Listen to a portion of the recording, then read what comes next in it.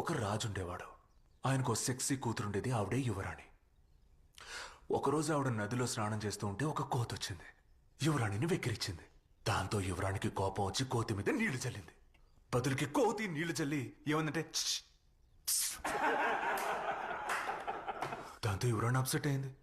Obviously యువరాణి రాజు దగ్గరికి వెళ్ళి నాన్న నాన్న నది ఒడ్డునో టాక్సిక్ కోతి నన్ను వెక్కిరిస్తోంది అంటోంది అంది.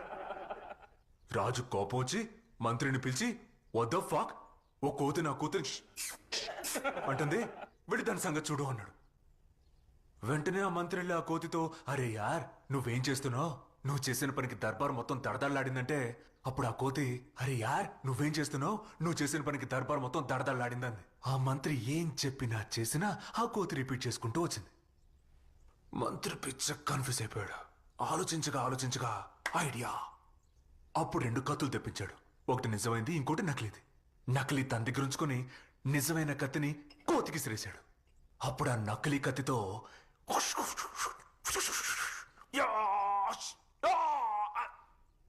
చచ్చిపోయినట్టు యాక్టింగ్ చేశాడు.